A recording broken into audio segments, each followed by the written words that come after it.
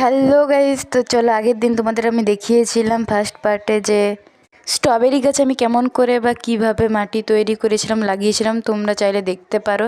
তো আজকের পার্টে আমি দেখাবো যে এই গাছে ফুল ধরে গেছে। আমি তোমাদের আগের পার্টে বলেছিলাম যে কতটা কি হয়েছে তোমাদেরকে আমি শেয়ার করব, তো করেছি। এখানে ফুল দিয়েছে তাই জন্য একটু কিছু দিব, তবে অত কিছু দেবো না। এখানে মাটিটা প্রথমে কুড়ে নিলি।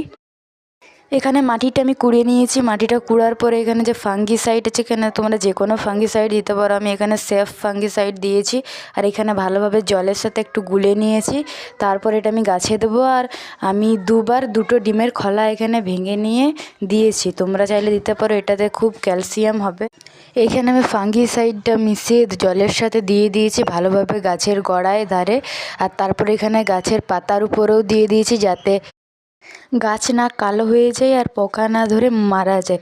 তাই জন্য এখানে গাছের উপরে দিয়ে ছিটিয়ে আর একদম যাতে জল না জমা হয়, তাই জন্য এটা একটু ঝেড়ে নিয়েছি। তারপর এখানে তোমরা দেখলেই একটা ফুল না, স্ট্রবেরির তিনটে ফুল ধরেছে।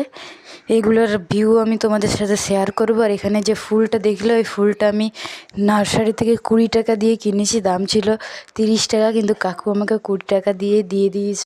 আর এখানে স্ট্রবেরি গাছটাকে ফুলে যেমন মেকআপ করে, এরকম মেকআপ করে দিয়েছি, হালকা মজা লাগছিলো। তারপরে এখানে আমি এটা ছেড়ে দিয়েছি। তারপরে এখানে এই যে গাছগুলো কিছুদিন আগেই কাটিং করেছিলাম যাতে আরও ভালো হয়। প্রথমের যে কুড়িগুলো ওগুলোও কেটে দিয়েছিলাম। আর ওখানেও ফাঙ্গিসাইড জল দিয়ে দিলেই যাতে গাছটা না মারা যায়।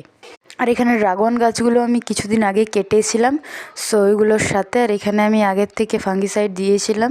তো চলো ভিডিওটা শেষ, টাটা।